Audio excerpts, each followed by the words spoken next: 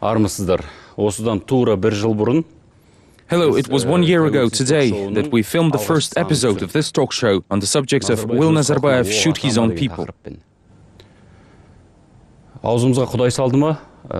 I don't know how it happened, but on the next day after filming, Nazarbayev's people fired shots at the people. Official data cites the number of casualties at 17 dead. Hundreds others were persecuted. Dozens were convicted and are now in prison. Адам қуғынға түсті, ондаған адам сотталып түрмеде отыр.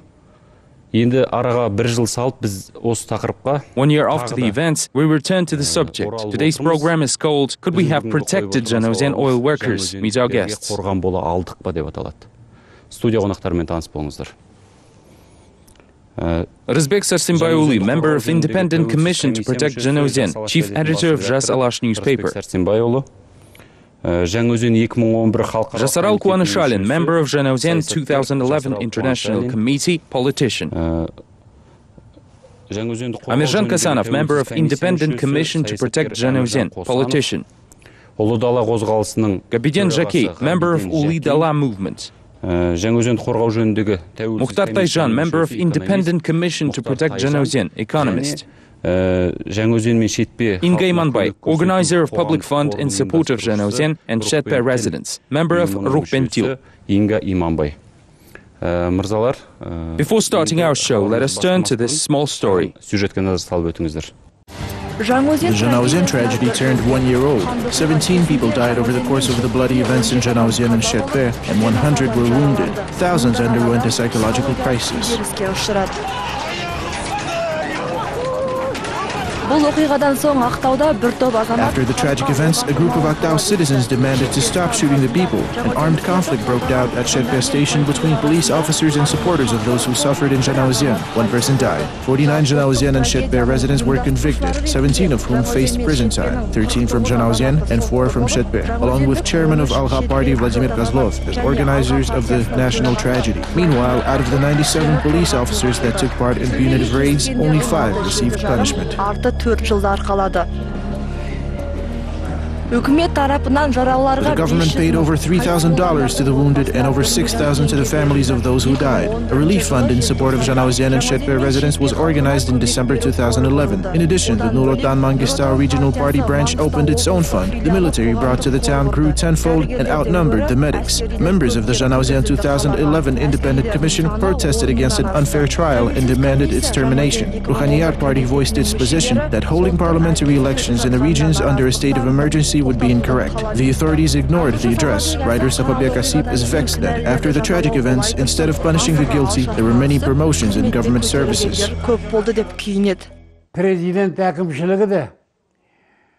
The information reached the president's administration and its spokespeople. They saw everything but paid no attention. Our authorities like to do as they say without consulting with the people. They paid no heed on a single public complaint. Instead of punishing those guilty, they promoted them further and further up. State-run media formed an image of oil workers as hooligans and bandits. Even the 700-member Writers' Union kept silent. Wife of the wounded and later handicapped Zhanaozen oil worker Shulpan Latikeva says Zhanaozen residents are in dire need of nationwide support. The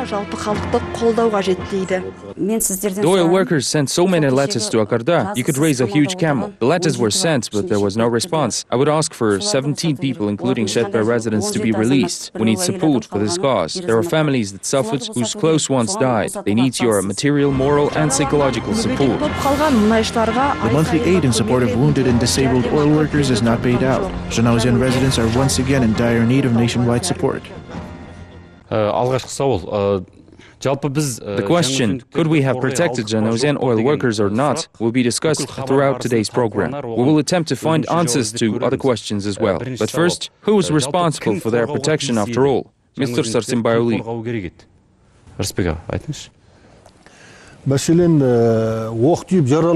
First, let us try to answer whom the Zhanaozen oil workers needed protection from. First and foremost, law enforcement agencies should have been in charge of safety, but quite the opposite, they were the shooters. Who are we protecting from whom then? Nobody will be able to protect them if they and those who support them would not do it for themselves. I would like to say that from the very beginning, those who protected Zhanaozen oil workers were those who took part in the events. One of them was Atabirgen Kasinuli Duisenbekov. He pulled 2 people out from the firefight. As he attempted to pull out the third, Rosa Tulitaeva, he was hit by a bullet and fell. He was a physical education instructor at a sports gymnasium. He took the children to the festivities at the order of the school director. Prior to that, he warned that the oil workers are angered, and it is dangerous to hold celebrations on days like these in case conflicts may break out. He said he did not want to take the children there and go himself. He was told if he didn't, he would be fired for not performing his duties. He thought about getting fired, but still didn't go. When the shooting started, Atabirgan thought, what will happen to the children, and ran there. He helped the wounded. In other words, the people were protecting themselves. They were standing up for themselves. Shetpe and Aktau residents. One more person needs to be mentioned here. Tolegen Torebekov from Shetpe. This law enforcement agent with the emergencies department assumed the side of the people. That is why he was shot. By a sniper. Not by a stray bullet, but he was killed by a sniper. Then they protected themselves. Meaning during the clashes, Zhanaozen residents tried to protect one another first and foremost. I am not talking about the cowards, the provocateurs that ran away. The people protected one another. The ones that came out demanding their rights must protect their people, laborers and citizens. There must be other similar public actions. Of course, the entire Kazakh public should have voiced these demands and protected each other. We must remember that it wasn't only Zhanaozen's oil workers that ended up in blood, but citizens of the Kazakh nation. The public must mobilize for their protection. Any dissenting citizen, be it from Zhanaozen, Semey, or Kostanay, must be protected by the constitution. These articles must work in the entire territory of Kazakhstan. Many look at the Zhanaozen problem through a prism of social-labor relations, but they are only an outcome. Citizens of Greece, Spain, Portugal, and France take to the streets, smash store windows, and burn cars in protest of the crisis in politics. But they are not shot at. Under what circumstances does the Constitution allow law enforcement officers to shoot at peaceful civilians? Can fire hydrants, gases, or rubber bullets be used? The issue needs to be raised. Mr. Mukhtar Tayjan, your words. A Kazakh must know that each one of us is unique and must protect one another, from Semey to the rest of the country. First and foremost, if a Kazakh is being shot, other Kazakhs must protect him. Second, our people are like an orphan. It is being shot at while our intelligentsia is unfortunately staying silent. Neither the writers, singers, athletes, artists, lawyers, officials, or officers. Sadly, no one could protect Zhanaozen residents. If that is the case, the people must protect themselves. Mr. Jacquet, what are your thoughts? I personally put the Constitution first. Secondly, after the Constitution, we must be protected by the police and not the other way around like it was here. Provocation from the police, then bloodshed. There must be law enforcement bodies in place. Only after that, if the shootings begin, the people must protect themselves for lack of another way. Miss Imambai, what do you think? Did you notice any coming together of the youth, its support and protection? There were many young people who offered support, including my acquaintances. They attempted to express their opinions. But if we ask why there was a lack of nationwide support, let us remember that the Constitution says the highest value of the state is the life of its citizens. Who is the guarantor of our Constitution? It is the President. In other words, Zhanaozen victims should have been protected by the Constitution and its guarantor, the President. But instead, he steered public opinion against them. Did the opposition political parties act honorably during the events? Most of you hold membership in these parties. I don't think so. Not all, but most parties and public organizations remained neutral. Only Algha Party and members of NSDP visited the region. The people set up a commission who were actively involved during and after the strike. Other parties did not fulfill their duties in that situation. You say they stayed quiet. Mr. Sarsimbayuli, you know the intelligentsia quite well. After the events of 1986, the elderly, such as Zhuban Moldagaliyev, spoke out. I won't say we don't have any, but for some reason there aren't enough of them who would say they'd rather die at war than see what happened in Zhanaozen.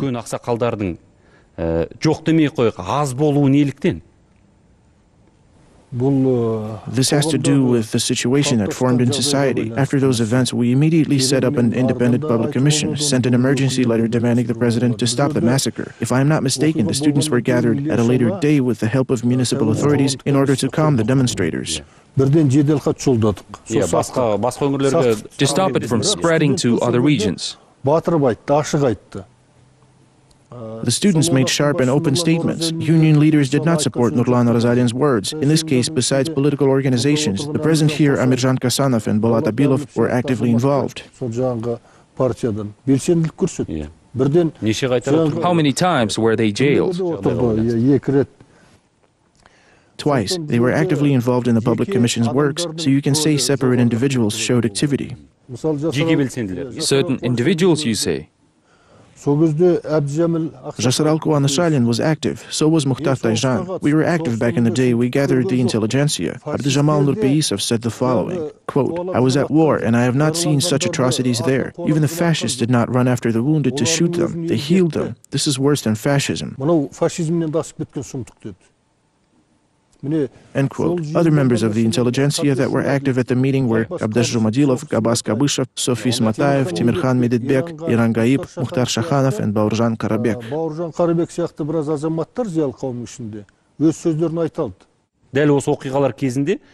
Can you name the people that were supposed to but didn't get a chance to speak? As Mr. Sarsimbayoulis said, when news from Zhanaozen broke, we gathered the entire intelligentsia from all parties and created an independent public commission. That was a very important step, meaning that the tragedy was viewed as a national tragedy and not as a party public organization or individual tragedy. I personally waited for the president to speak as a citizen, because if you recall, he was talking about terrorism at the time. But after getting all the information, this man should have spoken not as a Nur-Otan party leader, but as the head of state. He should have spoken differently after he learned the truth. I don't think I was the only one awaiting this speech, but it never came. Whose words were you waiting for specifically? I could name several. Could you name the main 2 or 3 speakers? Entrepreneurs, officials, not a single official or military officer resigned. This is a strange situation in these events. Then I waited for Zhastolpar members, but Aymukhan Tauzhanov was the only one who showed any activity. He showed concern. I expected lawyers to work, but sadly no one except Abzal Kuzbanov took part. I expected athletes and artists. First and foremost, I waited for the first astronaut, Dr. Aubakirov, because this man has a medal on his chest. These are Kazakh heroes, and I waited for them to speak. I think the people would have listened closely and paid attention. Inga? This isn't only my opinion. After the events, many Mangistau residents waited for Abish Kekilbayev as a native of that land. And even though he kissed the president's hand, he is after all from the people. Sadly, the Mangistau youth's hopes were not met.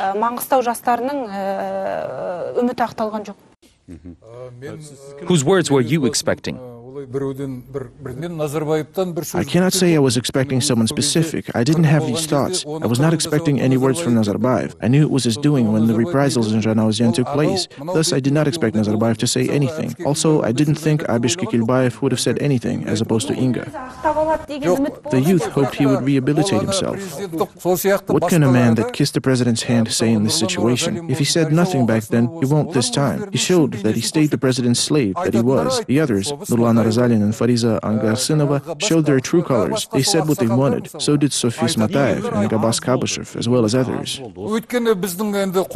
Why were there so few? Is the social fabric decaying?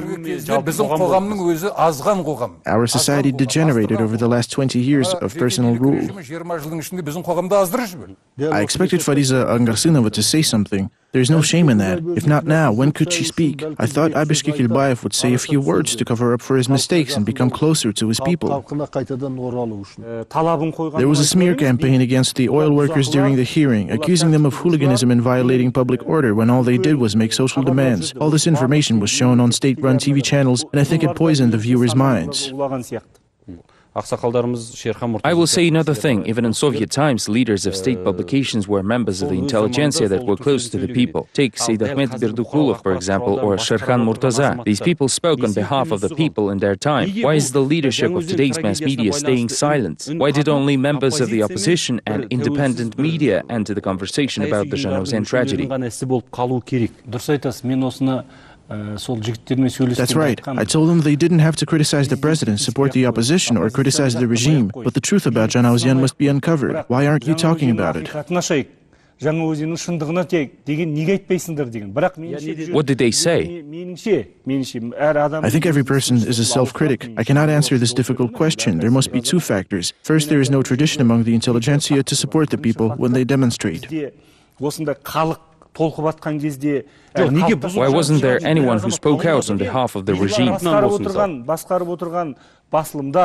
First, all the publications, TV and radio stations work on state orders. Zhanaozen victims have their own opinions on whether they were protected by the people. Let's take a look. We haven't seen anyone who would protect us, oil workers, in a state like this. We receive help from everywhere. There were significant changes over the last year. All the fired laborers were re-employed. Honestly, ordinary people support us morally. They empathize with us. As far as the government, to be honest, it has been over a year, and no one paid us a visit or asked how we are and whether we need any help. The government is supporting us. Everything is being implemented. No one among the people is blaming the authorities.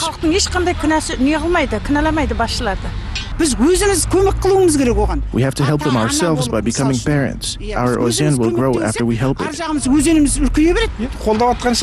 I guess they are helping. There are two people among us that organized campaigns in support of Zhanaozen and Shetpe victims in Almaty and were not only convicted but imprisoned afterwards. One of them is Inga and the other is you, Mr. Kasanov. Could you speak about your experience, your thoughts? Were you tortured by doubts that you may have made a mistake? 15 days compared to several years given to other citizens, it's like child's play. After Mr. Kosanov and Mr. Abilov were jailed for 15 days, there were 49 oil workers in Zhanaozen. At the time, criminal investigations were underway against more than 10 opposition members facing 7 to 12 years in prison. So it was indeed like child's play to serve 10 days. I was sad to see that time fly by without doing something useful to protect these people. Then let me ask you this, Inga. You were the main founder of the Zhanaozen and Shetpe Victims Support Fund. You opened its account, spread the word and sought the people's help. How much you were able to generate? Is the money flowing to this day? We collected $20,000, allowing us to help more than 100 families. Some families were helped more than others, depending on their state of need. Is the money still pouring in? No, there were a lot of volunteers at first, especially ordinary citizens. Except for Mr. Ablazov, there wasn't much support from high-ranking officials or entrepreneurs. Ordinary Kazakhstanis transferred in small amounts, ranging from $13 to $66. They tried. They attempted to be as benevolent as possible. One of our goals was to awaken empathy towards the victims. There is a Russian socialist movement, KRI. They collected all these funds but were unable to transfer them. Now they found a way. There are certain individuals asking for a list of families in need, saying they will help them. So the work continues? Yes. Good Mr. Tayjan, we recently visited Zhanaozen and met the mayor. Local authorities spoke about the support they're offering. Are you satisfied with their support? Is it possible to be satisfied after an execution? Of course not. The new mayor, Turymov, left a good impression because he just assumed his post in April. The three of us, including Zhanat Yesentayev, were there. He said the following. First, the victims' families are given financial support. Then money for rehabilitation in Russia and China is allocated to those who were left crippled. Convicted oil workers' families' loans are being paid off. No celebrations on December 16th and no changes in the town's name. All of this is good, although the dead cannot be brought back to life. He considers this his civic duty, which is good. There is also Barlao Oil Company, which is now headed by Ali Kaydarbayev. There is reason to be satisfied with them. They are giving money to the wounded and sending them to rehabilitate in Russia. They are searching them out and helping them get re-employed later. So we must admit that the work that was meant to be done is being done. You can say there are changes in the main culprit, the employer. Their perception of oil workers is changing. Then there is another big problem, disputes among the laborers themselves. Which one? The one between those who demonstrated and those who didn't. The former accused the latter of cowardice, while the latter responded that the massacre wouldn't have happened if they didn't come out. There are those who are taking advantage of the situation, trying to pit them together. We need to be aware and protect them. Mr. Kasanov. It is good that the authorities are taking measures. That much should be admitted. When Bolat Abilov and I visited last October, they were highly concerned that 700 new employees were taking place of those oil workers with 20 and 30-year work experience. During our visit, one such young specialist was electrocuted and became disabled for lack of experience. Who organized this provocation? There was a chance to hold talks. Thousands of them sent 15 of their representatives. Why did the authorities dig their feet in and hire 700 new and experienced specialists instead of 1,000 that stood on the street? There needs to be an investigation. It is known that the authorities prepared an 82-item plan for Zhanaozen and executed it. That's a lot of items, proving that the authorities admitted their guilt. Mr. Jacquet, you and Ulidala Public Association organized a memorial in honor of the Zhanaozen anniversary. How did it go? Were there volunteers to assist financially or not? We weren't the only organizers. There's Bolatхан Tayjan Fund along with others. But since you were the organizers, It was the Ulidala. If you ask why, we pointed it out earlier on that the organization was founded by the elderly. It is our tradition to hold a memorial, name each one of the 16 victims, read the Quran in their honor. That is what our ancestors used to do. But there were other organizers, organizations, as well as individuals. So you were saying there was a number of other people. When our fund was created, Nur Otan Party created one simultaneously, and many confused the two because of similar sounding names. At the time, the media published interviews by Nur Otan's founders saying we will collect $332 at most, which is nothing. We will collect the money from big companies and set up a psychological rehabilitation center in Zhanaozen. We will open huge psychological and medical centers, was their promise when they opened up. Are you asking where it all may be? Yes, when opposition media asked them about their fund and our fund, they said their help will be much more considerable, but we are not witnessing any psychological centers in Zhanaozen right now. The information about the fund was limited to these statements. Mr. Sarsimbayuli, you are at the epicenter of these repressions after the cases. You see everything. Were we able, as a Kazakh nation, organize good protection based on laws and the constitution after all these pursuits and provocations? We could have protected each other by lawful means had laws been observed in this country. We were able to reach 4 people with finances and other means. How many were there convicted? 37 only in the Zhanaozen case. For instance, more than 100 wounded victims were defended by Abzal Kuspanov. We were able to secure just a few defenders. Al-Kha Party secured much more. In total, we had 10 defenders that were sent by public organizations. At a moment like that, lawyers who know the law refuse to work. We have very few defenders who could perform work in the Kazakh tongue, on the one hand, and be qualified on the other, and also be brave. Abzal and Asil Nurgazieva, for instance, took on the work of being defenders. Then Shamil Bazarbayev. We must not expect anything from the intelligentsia, the public activists, the politicians, and the parties. None of that. The people must raise their own level. For instance, when the student was killed in Poland, 80,000 people did not wait for the intelligentsia and took to the streets. Why isn't there any solidarity among our people? We must think about it. The question, could we have protected victims of Zhanaozen, will continue to be asked until those convicted are released, until the truth about opposition is revealed, until the true culprits are punished. The question will continue to be asked because every one of you is thinking, what do we need to do to protect the victims of Zhanaozen? Most importantly, the truth is not fully revealed, which is why we must try to reveal it. We must reinforce informational support. Secondly, the people that were wounded, the ones that were appealing for help, they were convicted. None of their guilt was proven. They were convicted for coming out to the square, which is political. We must continue to protect them, up to the Supreme Court and international courts. We cannot leave it as is. Most importantly, we must awaken the people. We must avoid apathy. We must be at the Dawal Sizdik Square at 11 a.m. on December 16th. We must gather at the Badouan Sholak Sports Palace the next day for Zhanaozen and Shetpe memorial services. What we can do now is appeal. We know that Asil Nurgazieva, who was involved in this, was detained for 12 days. Even though our informational support is very limited, we must provide moral support as well. We must not forget the boys and girls in prison. We must know the birthdays of each one of them. Even though our resources are scarce, we must celebrate their birthdays, write them letters and books, letting them know they're not forgotten, and inspire others to do the same. We must go out of our way to let people know they're not hooligans or perpetrators, but national heroes, that they were wrongfully convicted, and we must support them. Our next step should be assisting in the release of 37 convicted persons as a people, as society, as individuals. Only then will they be rehabilitated.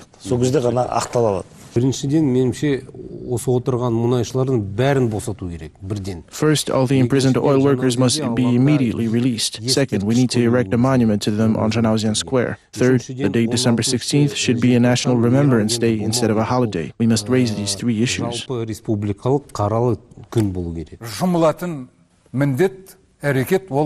We must definitely mobilize and overthrow this regime. Second, with it being close to December 16th, we must hold no festive dinners. The day Nazarbayev resigns is cause for a celebration. From a public point of view, we need a cardinal review session. What have we done this year? What were our deficiencies? Your show is a start to this conversation. It shouldn't be several commissions but one, and everyone must unite inside a single entity. Sometimes I read through the official press and note that the government is attempting to paint the Zhanaozen problem as an incident isolated to Mangistau. We must strengthen our anti-propaganda campaign against channels such as Khabar in Kazakhstan, so that every resident of Zhanaozen, Shetpe, every Kazakhstani mother and father thought to themselves, what would I have done if my son or daughter was on that square? We must perform this enormous duty. We must raise Zhanaozen's political status on a nationwide scale. Abai said, we shamelessly selected hooligans and now sit idly by, unable to get rid of them. We the people, the nation, the country cannot get rid of the hooligan that committed the terrible crime and are sitting idly by, not knowing how much longer we will keep sitting. This question is for all of us to answer. You may vote now, stay independent. Дауыс берсеңіздер болады, тәуелсіз болыңыздар.